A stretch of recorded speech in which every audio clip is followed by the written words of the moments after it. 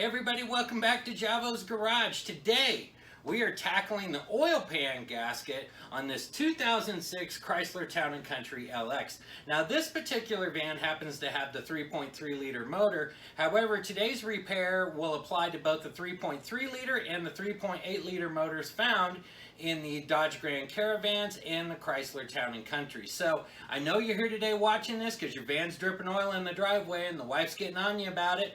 Don't worry, your buddy Javo's here to help. So we're going to do the repair on this today and exchange out that oil pan gasket.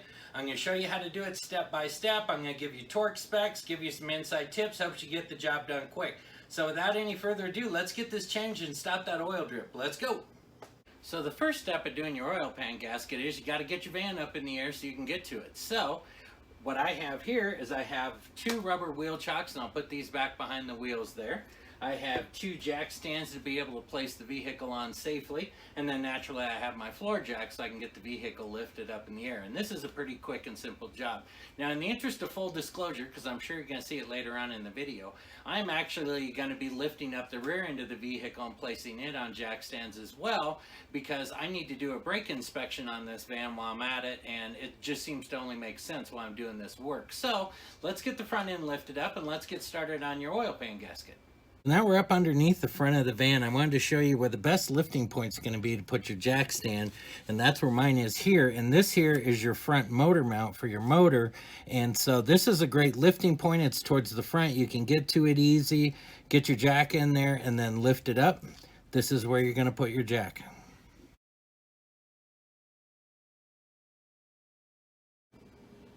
Now that your van's up in the air, you need to support it. And what I like to do is put my jack stands back here under this cradle.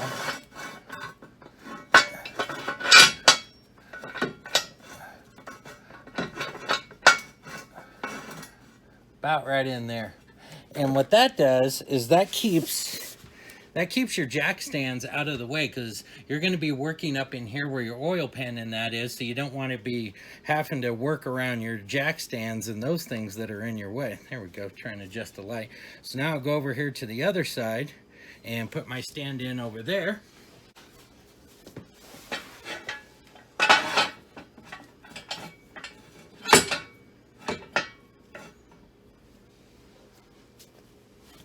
And now I can lower my jack down, nice and slow, don't need to go crazy.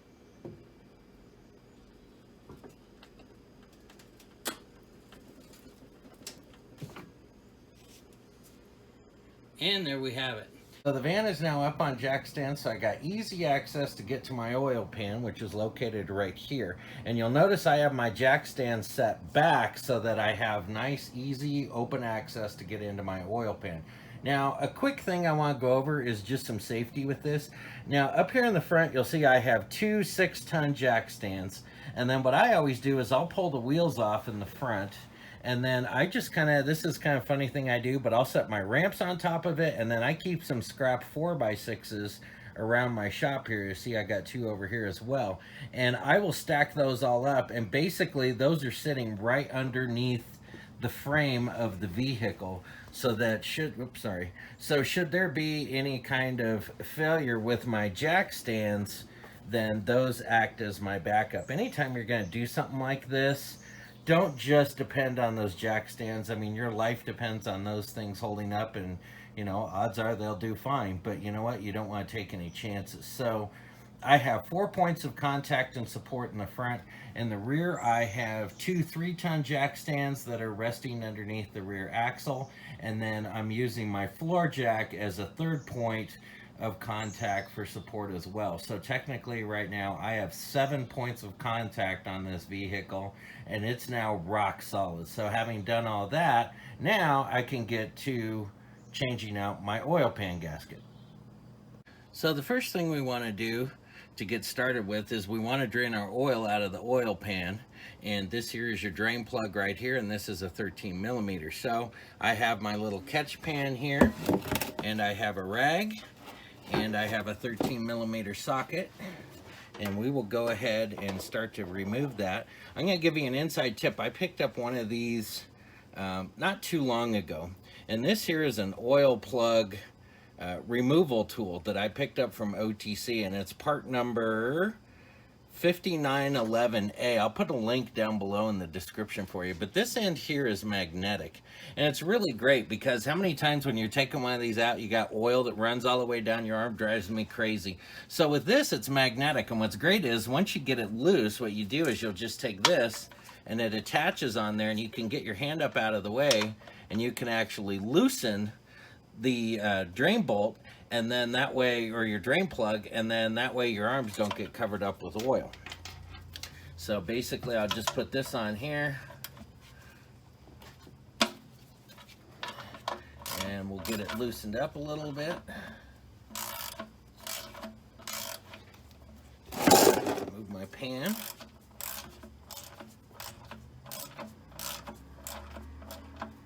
Try and keep my hands out of the way. And you'll kind of get a feel for when it's loose enough. We're not quite there yet.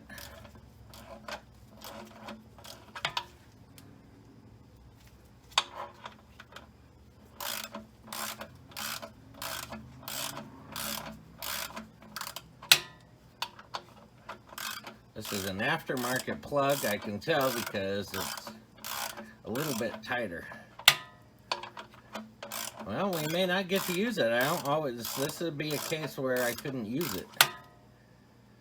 There we go. So now we're loosening up. So what I can do is I just go ahead. Well, and it didn't work there. This drain plug was way too tight. This is the first time, bad example, this is the first time it has never worked for me. But it's usually great because it will stick on it. Now this particular drain plug just didn't want to come out easy. But normally once you start that, it'll come out pretty easy. And once it gets to a point where it's loose, you'll just put that on there. And the theory is it holds onto it like this, and it keeps your hands from looking like this. So unfortunately, the tool made a liar out of me today, but I'm telling you, 99% of the time it works. This is the first time it hasn't worked for me, but you know, that's the way jobs go. Now, to get your access panel out of the way down here, or your inspection panel, you have two bolts that you'll actually need to remove.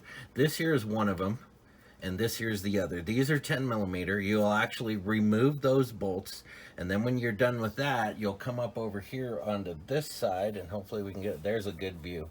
And what you're gonna wanna do is this bolt right there is an 18 millimeter. You're gonna just loosen that bolt up, and then what will happen is you'll then be able to take this plate and just kind of slide it down and pivot it on that bolt over there so it's out of your way and you can get your pan down.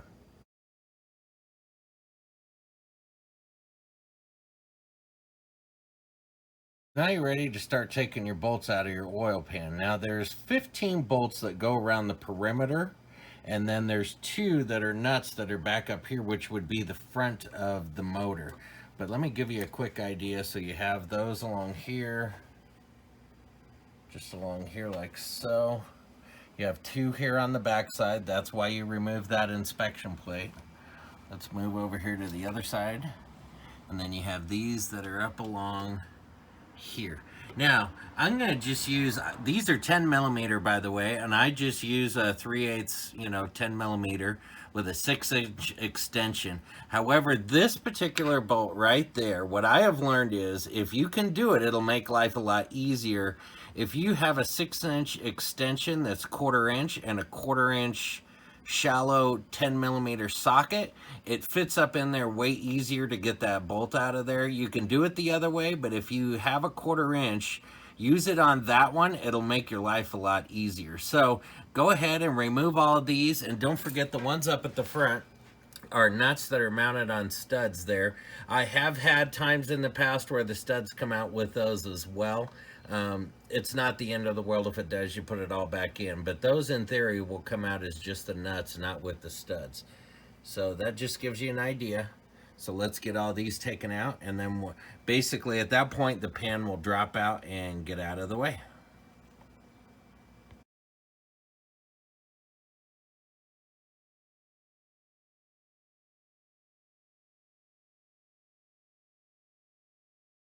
So all the bolts are out except for one that I left over here, so I could kind of keep the pan up in place, and I could actually do this in real time for you. So You'll just start to loosen this up. I'll keep one hand. I'll just keep one hand on my pan. Set that bolt with my others. And then down here where your studs are, you'll just kind of slide it down off of there. Move it towards the front. And then just tilt it down like so. Slide it back. And there's your oil pan is out. And you have access now to your gaskets. You have to take out your old gasket naturally. And we'll clean that surface, clean up the oil pan, and put in our new gasket.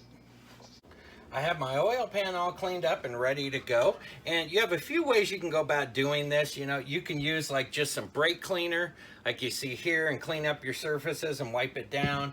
I have a pressure washer, so I like to use my pressure washer. That way I get in all the nooks and crannies and make sure everything's cleaned up and ready to go. As you can see, there's no more oil. Our pan's like brand new again. It's very important when you go through and you do this cleaning to make sure that you get everything cleaned off your mating surface here, so that when you install your new gasket, you don't have any leaks. That's the whole point of doing this project to start with. So don't cut any corners. Make sure you do a good job getting this cleaned up before you reinstall it. I have my oil pan gasket here. This is from Fel-Pro, and I'll put a link down in the description so you can get one of these picked up. And let me see if I can show you here. This is part number 0S30622R, and this is my Fel-Pro oil pan gasket.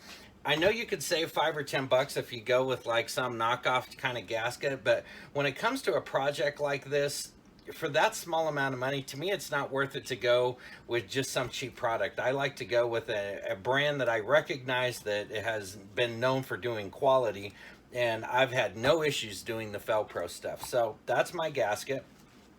I also have some ultra black Permatex gasket maker, and this here we'll use on 4 different spots when we put the gasket on, and I'll show you that when we get down below.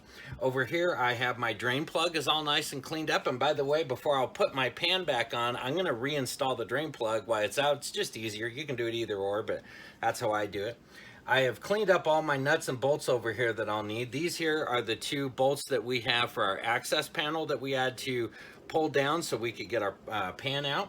These here are the 2 nuts that went on the front of our oil pan gasket, and then these here are the 15 bolts that go around the outside edges that we'll need to also reinstall as well.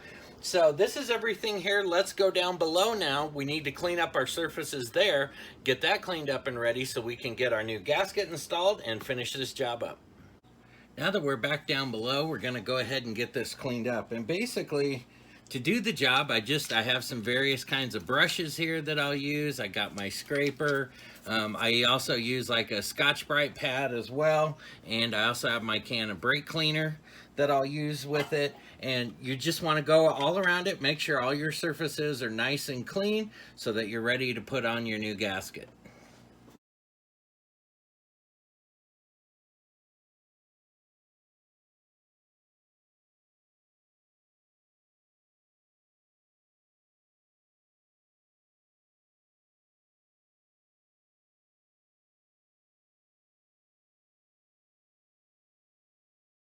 We have our surface cleaned off really well. Everything's nice and dry. We've gotten all the oil, the residue off. We're ready to put our new gasket on.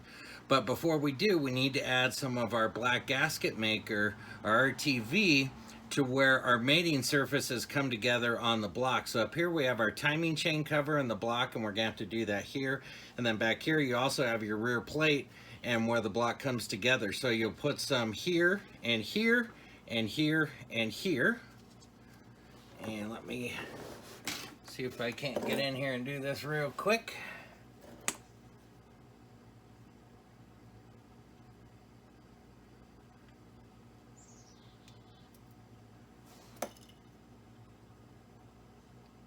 I try not to go too crazy with this, but my philosophy is better to have a little too much than a little too little.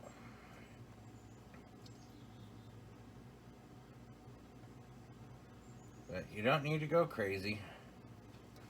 Just like that. So now we have those in place. Now, inside your kit, you'll see it comes with these funny little plugs like this. And what these are designed for is you'll put them up in here and they'll help hold your gasket and your pan in place. They'll clip on and it gives you a chance to get your bolts started. To be honest, I normally don't use these, but for the sake of this video, because I have them break off too many times, and then they're a pain. But for the sake of this video, I'm going to use 2 of them. And if you're going to use them, you know, they give you 4, so you think to put them in the 4 corners. Well, the problem you get with that back in this corner here is you can't get in there to get them out really easy. So if you are going to use them, I found it easier to just use 2 of them and put them where it's easy for you to be able to get to them to get them out. Or if they break, you can also have access to get to it there. They're not hard to get out if they break, but they're just a pain. So now we have our new gasket. Bear in mind you have the 2 holes on this end, and these are going to go up where your studs are over there. And what I like to do is I'll actually start the gasket up on those studs just a little bit, and then once again, if you're going to use, and I have mine backwards here, so that's why you don't go pushing it on yet onto your RTV. There we go. Flip that over. Now we're in the right position. So we have it on in the back there, and now I'm just gonna gently set it over onto the studs, like so. And this is why I don't use these, because like right now they're in the way for me to just be able to set this up in here. I have found that you can just go ahead and set this stuff up in there and not really need these, but like I said, for your sake, we're going to use them today. And they'll kind of pop up on there, and you'll see, like, there we go. We're kind of in place, and I'll just kind of set those lightly up in there. Now, we'll take our oil pan gasket, kind of the same way we took it out. We're going to go into the back, and then slide it up into the front, and then make sure you line the holes up for those plastic pieces. I'm willing to bet we're hitting on one over on this side, and we are. See, like right now, this one is in the way because you have to slide the pan back up. So I'm going to go ahead and remove this one. Like I said, these things to me have been a bigger pain over the years, and I just quit using them. So there we're going in. Sliding up, and now we're in place. So this one over here is doing okay. It's kind of holding it in. It may help you, but it's kind of in place. So now what you'll do is just start taking, and I brought my bolts with me, is go ahead and try and just hand tighten in one of your pan bolts here.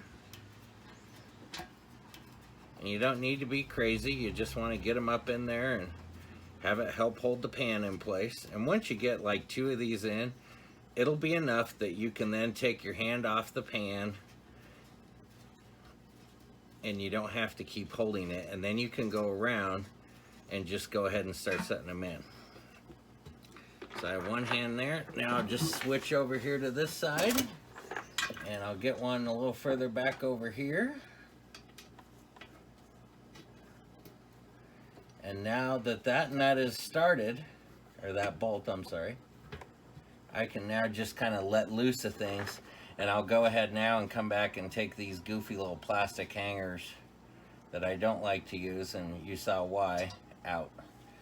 So now that that's out, what we'll do is we'll go around now and we'll put the bolts back in, and at this point all I'm looking to do with them is just get them started and just snug them up to the pan. We're not going to tighten them or anything. We're going to get our torque wrench out and do that. So at this point, I'm just doing it by hand and just running these in all the way around.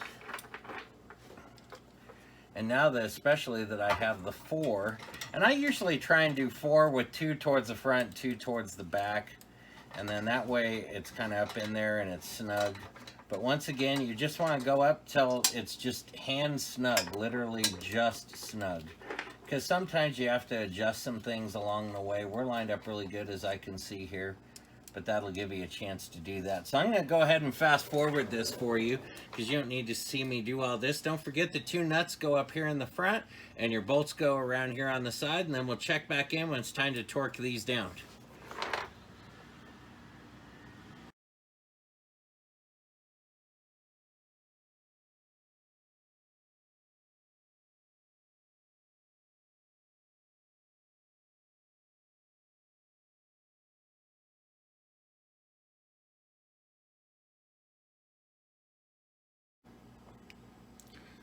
Now that we have our bolts just snugged up is all we've done with that, we need to go ahead and torque them to spec. Now spec on these is 105 inch-pounds. I have my torque wrench set to 105 inch-pounds. It also calls for a crisscross pattern starting at the center and working your way out. So you'll just kind of go here, here, here, here, and just kind of work your way out. Now me, I'll go here, here, here, here, then back here, and then just work my way out that way until we get to the end. So let's torque this down and then we're pretty much done. All we gotta do is change out our filter and add our oil.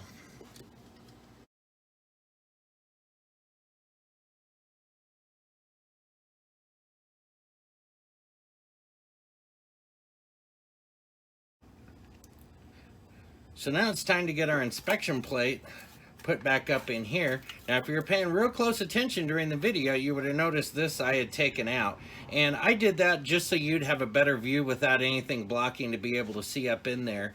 And so now all we got to do is slide this back up in. We put our 2 bolts back in. We have one that goes here and one that goes here, and then we need to tighten down our bolt back over here, and then this part is done.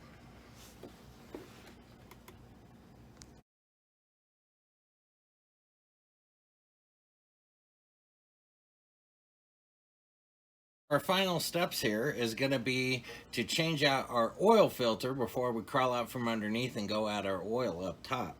So we're going to go ahead and remove that now. And I'm just going to put my tool on here and loosen this up.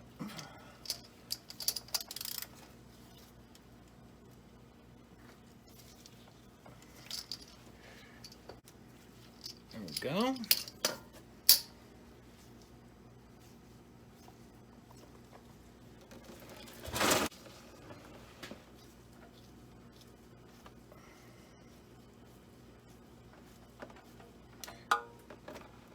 Just a paper towel handy here, and we want to clean off our surfaces where our filter is going to go.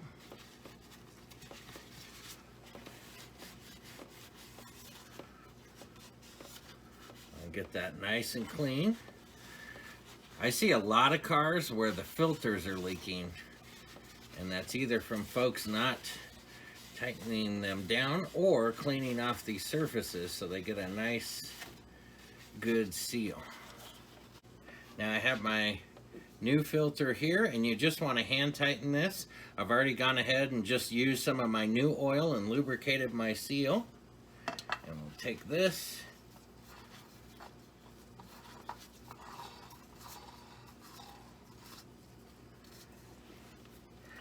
and we'll tighten this down. And what I always do is I'll start with just hand tightening these the best I can, and then once I take the vehicle for a test drive, I'll check it again. If I need to, I'll give it a little bit of a twist if need be, but these, generally speaking, should work with your hand tightening. And there we have it.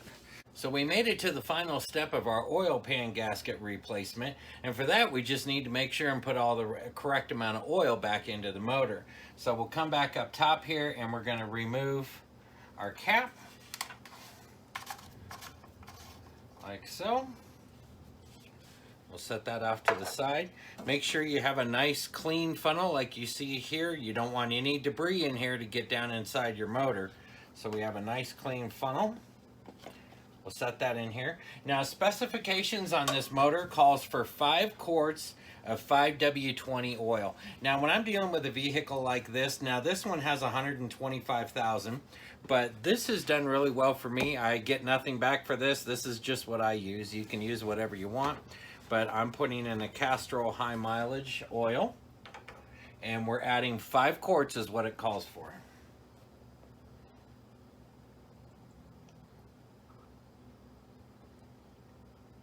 By the way, while I'm pouring this in here, if you kind of look around now at this last point, you'll kind of notice that my wiper motor is missing, and the whole front part up front here is missing. The headlights are out.